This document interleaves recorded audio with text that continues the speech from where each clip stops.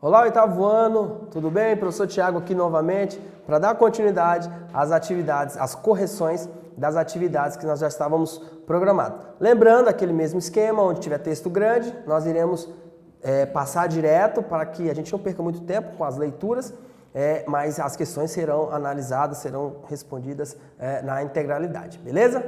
Então vamos lá, página 35, parada obrigatória, questões, tem um textozinho para responder, questão 1 e 2. Então vamos lá, para utilizar o texto, para responder as questões seguintes, 1 e 2. Identifique e explique o que foi o fechamento de terra citado no texto. Resposta: o trecho se refere ao cercamento dos campos ingleses, enclusaries, processo no qual parte dos senhores feudais ingleses passou a cercar suas terras, arrendando-as para a criação de ovelhas e expulsando os camponeses. O cercamento é aquele, porque naquele momento as terras eram abertas, eram livres, então eram grandes campos, grandes latifúndios que não havia demarcações, era terra de ninguém. Então, quando a gente fala terra de ninguém, porque não tinha proprietários particulares, a terra era do governo, então todo mundo podia produzir, podia ter ali a sua criação de gado, e tudo mais. Então, quando os nobres começam a fazer esse cercamento, principalmente os senhores feudais, fazer esse cercamento ali, eles estão delimitando os territórios. Então, a população, os camponeses mais humildes, que utilizavam essa terra, já não poderiam utilizar se caso ela estivesse cercada. Então, o cercamento foi essa prática aí. Relacione os cercamentos e o desenvolvimento da indústria inglesa. O processo dos cercamentos intensificou-se no século XVIII. A lã das ovelhas abastecia as manufaturas de tecidos e os camponeses migravam para as cidades em busca de trabalho nas manufaturas, disponibilizando um grande contingente de mão de obra. Por quê? Porque eles não podiam mais ficar no campo trabalhando, porque as terras haviam sido alvo do cercamento dos senhores feudais. Por que eles fizeram cercamentos? Para poder ter uma criação maior de ovelhas, e essa lã era mandada para a cidade. E os camponeses, sem poder produzir, sem poder ter sua própria terra, migraram com o êxodo rural, abandonaram o campo e foram para as cidades. E isso aumentou a quantidade de mão de obra para trabalhar dentro das cidades. E uma mão de obra barata, porque várias pessoas estavam precisando trabalhar. Ora, se você não quer o trabalho, então, se é pouco a remuneração, você sai que outra pessoa vai entrar. E havia uma fila de pessoas precisando de trabalho.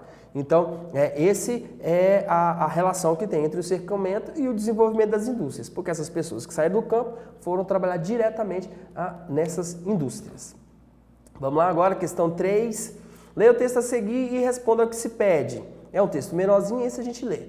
A tendência à urbanização não é exclusiva da Inglaterra, mas é lá que ela é mais acentuada. Enquanto o crescimento da população urbana na Grã-Bretanha entre 1500 e 1800 foi mais de 300%, a França viu um aumento de pouco mais de 40% e os Países Baixos de 13% no resto do período. Lembrando, Países Baixos é o que representa a Holanda. Letra A. Descreva a relação entre a tendência e a urbanização, entre a tendência à urbanização e o crescimento do mercado consumidor.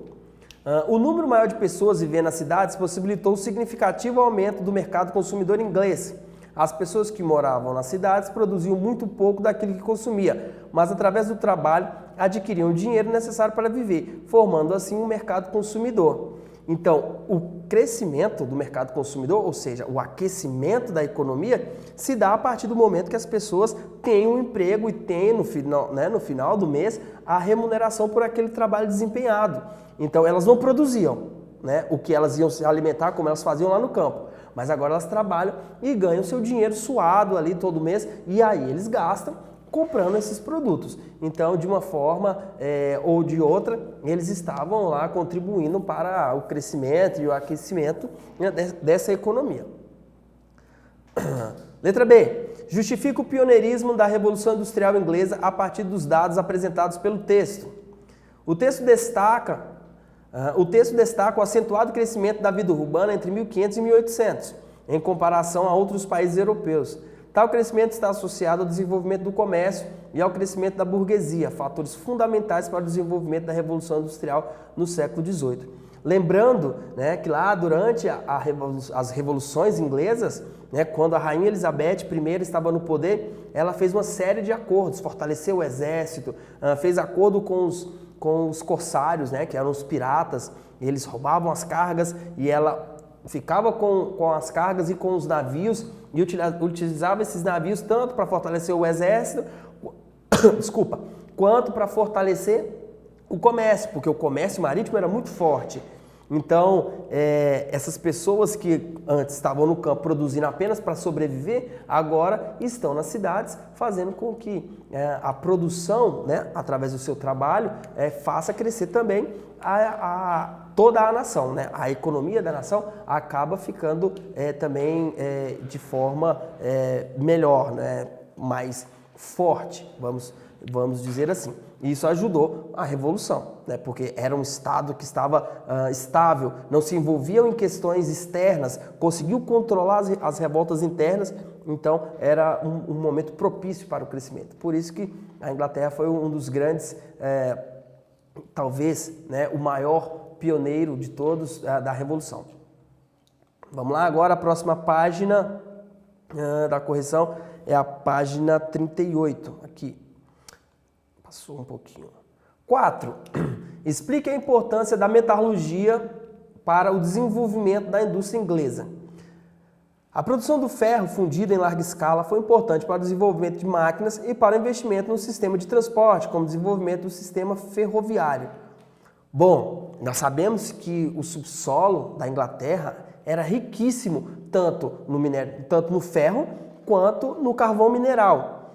Bom, era o combustível que fazia com que as máquinas movimentassem o carvão e o outro era a matéria-prima para a produção das máquinas, para a produção das linhas férreas, das pontes de ferro, né, das locomotivas que antes eram feitas de madeira, agora são feitas de ferro, e dos navios, dos barcos a vapor. Então, agora tudo fica melhor porque a Inglaterra produz e pode levar a sua produção para outros lugares, utilizando os navios a vapor, utilizando as ferrovias e utilizando locomotivas para fazer a entrega.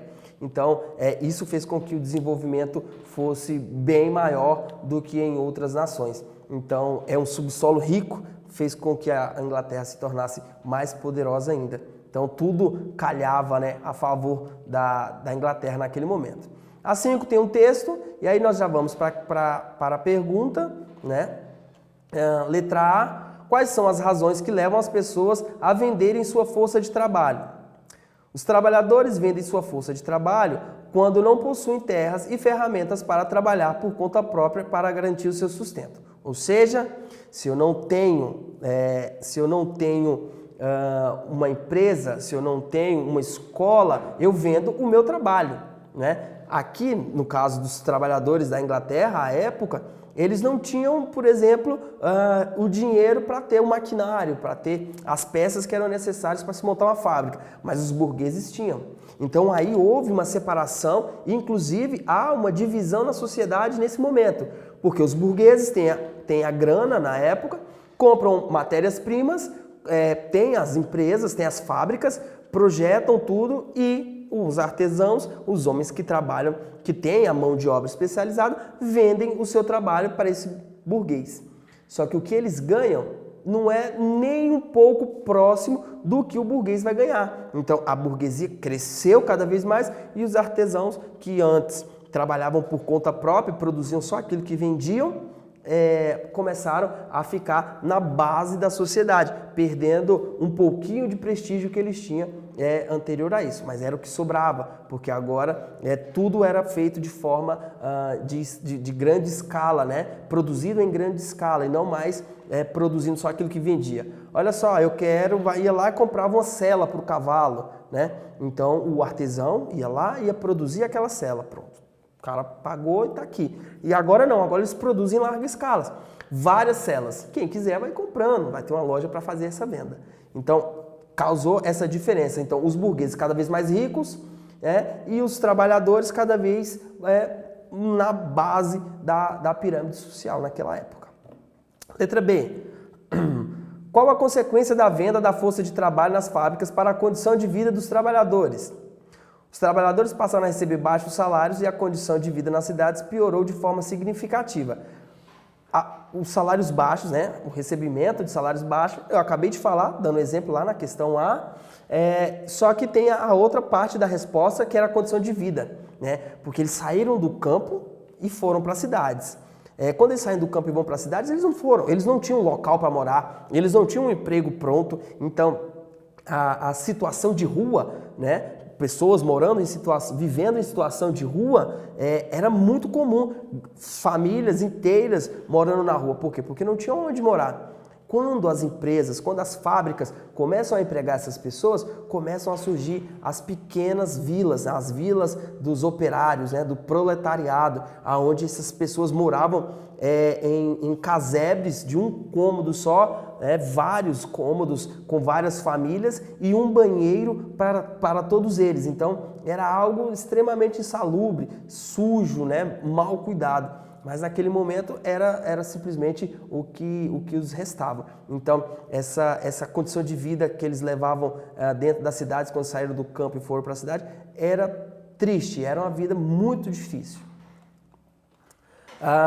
Questão 6, observem as imagens. A figura 1, a gente pode ver que é um casal, né, trabalhando, né, dois artesãos trabalhando provavelmente no fundo de casa, né, no quarto dentro de casa, fazendo todo o serviço manualmente, né? Aqui nós vemos que tem uma máquina de fiar, que, né, podemos dizer que é uma maquinofatura, que ela funcionava através da força empenhada pelo ser humano.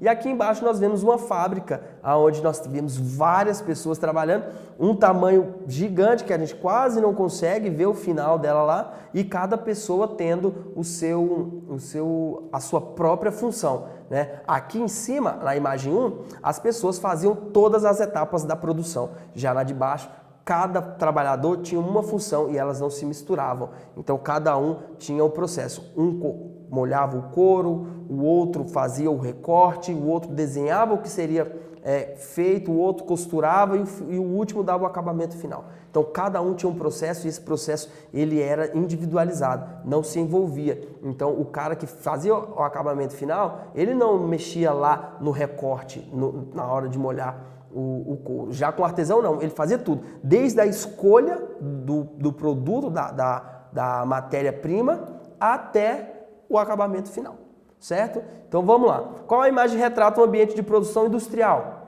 A imagem 2, né? Uma indústria, uma fábrica bem grande com vários funcionários. Descreva a diferença dos ambientes de trabalhadores observados nas imagens.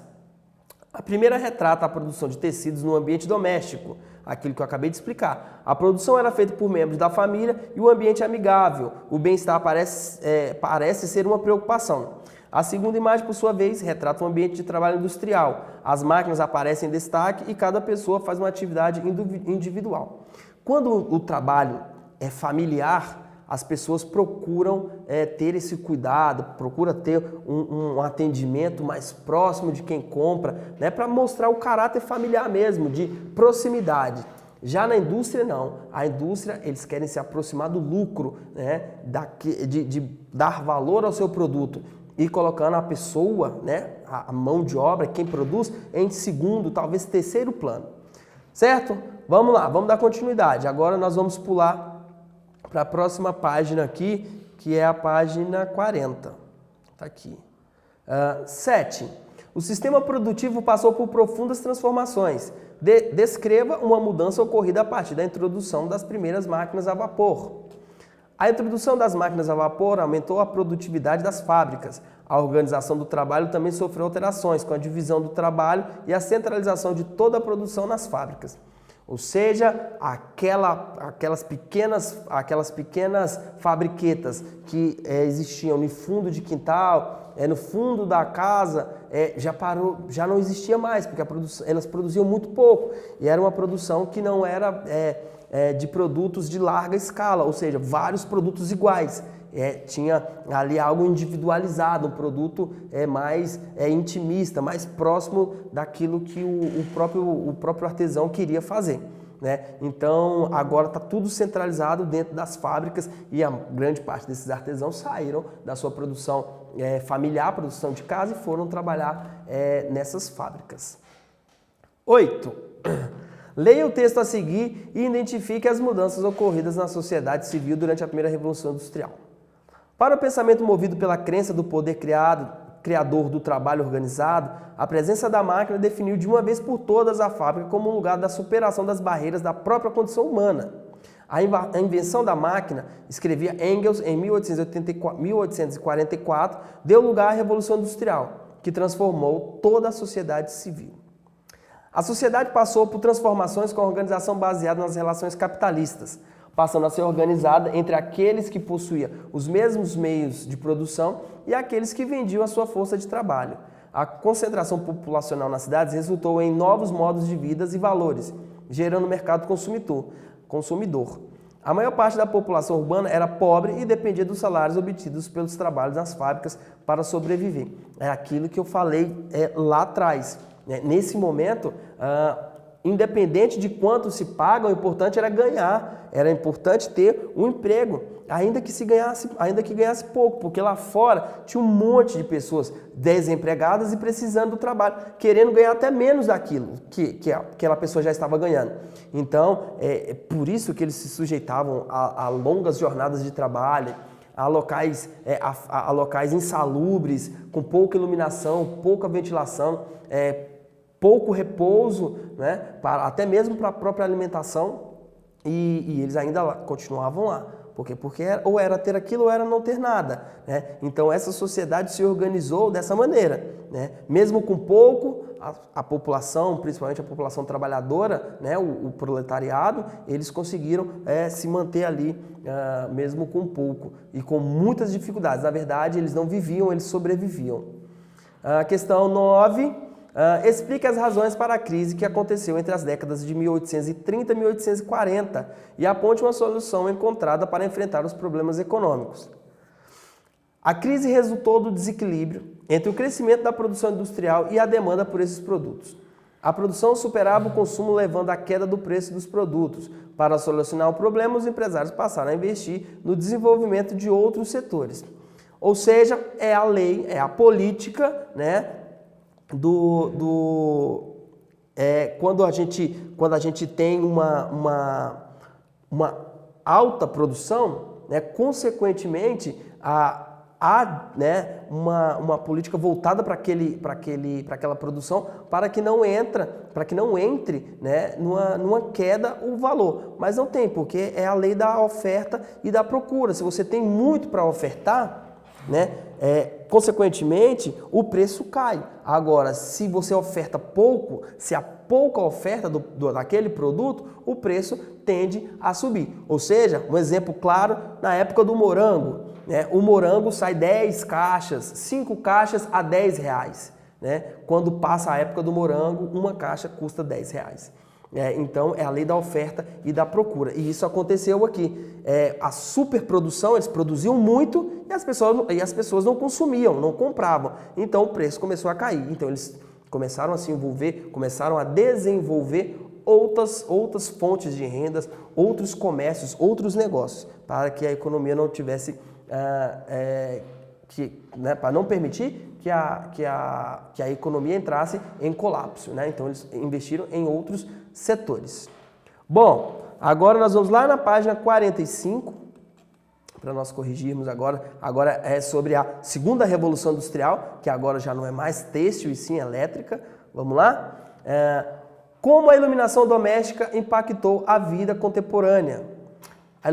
A iluminação doméstica facilitou a vida das pessoas. O tempo produtivo foi estendido, muitas atividades que não podiam ser feitas no turno da noite agora são possíveis, como arrumar a casa, estudar. Além disso, os eletrodomésticos que foram incorporados à vida urbana, posteriormente trouxeram uma nova dinâmica para o cotidiano. A possibilidade de manter alimentos refrigerados, por exemplo, alterou hábitos de alimentação. Então, mesmo que essas pessoas passassem um dia inteiro trabalhando, 12, 14 horas por dia, quando eles chegavam em casa, eles tinham possibilidades de fazer outras coisas, né? Porque a energia elétrica permitia isso. né? Permitia o lazer, para escutar uma música no rádio, permitia que as mulheres, porque nessa época isso não é que é uma fala machista do professor, mas essa época era assim, as mulheres tomavam conta da casa, então as mulheres ainda chegavam com o tempo de arrumar a casa, de fazer a comida, né? Então as crianças de poder estudar um pouco ainda. Então a energia elétrica fez com que esse panorama de poucas possibilidades pudesse ter uma mudança nesse momento. 11. Observe a ilustração sobre a Exposição Universal que aconteceu na cidade de Paris em 1900. Tem um texto, né? Aquele mesmo esqueminha. Letra A. Cite duas características da segunda revolução industrial que podem ser identificadas na exposição de 30. Participação de vários países industrializados, apresentação de novidades tecnológicas, conexão entre comerciantes e produtores de diferentes regiões, novidades nos meios de transporte e iluminação pública. Professor, podemos dizer que começou a globalização aqui nesse momento? Podemos, né? Não como nós vemos hoje, né? De um mundo totalmente globalizado. O que acontece lá no Vietnã, dentro de 15 segundos, aqui no Brasil, se houver informações vindas de lá para cá, a gente já está sabendo. Né? Às vezes até online. O cara está lá filmando online no Facebook e aí o irmão está aqui e está vendo. Né? Essa globalização ela é diferente. Ela precisava de ter o contato pessoal. Então essas exposições, principalmente essa exposição de Paris, né? A exposição universal, ela fez isso. Ela trouxe esse caráter mundial, né? De inter-relação entre todos os estados nacionais à época. B. Explica o impacto gerado pela presença de expositores de todo o mundo no evento. O evento possibilitou a propagação de novos produtos no mercado mundial, possibilitando o estreitamento de relações comerciais entre países industriais de todo o mundo. Ou seja, países como a Inglaterra, que eram grandes produtores, de grandes inventores de novas técnicas e novas máquinas, né? De produção industrial, poderiam ter contato com outros donos de fábricas, não é? De outros países e ali fazer negócios, comercializar e vender suas peças, vender suas máquinas, né? E assim fazia com que houvesse esse estreitamento entre as nações, mesmo que distante. Certo? 12. Quais eram as condições de trabalho da indústria no final do século XIX? Os trabalhadores não tinham direitos garantidos e viviam em péssimas condições. Os salários eram baixos e mulheres e crianças eram superexploradas. Para tentar melhorar as condições de trabalho, os trabalhadores se organizaram para lutar contra os abusos dos patrões. Ou seja, é ali onde começam as primeiras revoltas, onde os sindicatos dos trabalhadores, dos operários, começam a se envolver direto nessas questões de melhores condições, de condições dignas de trabalho. Né? Então é ali que a gente vai começar a ter essa guerra do proletariado que depois vai difundir no mundo inteiro e nós vamos ver que partidos políticos se tornarão líderes em países, exemplo, a Rússia, a União Soviética, né? Depois fazendo do proletariado a sua base forte, inclusive na bandeira, com um martelo e um cutelo, né? Uma foice, mostrando o poder do proletariado, do trabalhador. Certo? Então nós ficamos aqui com esse vídeo, a correção. Voltaremos com outro vídeo para terminarmos a correção, né, daquela lista de atividades que o professor passou lá naquela outra aula. Ok? Um beijo, até a próxima!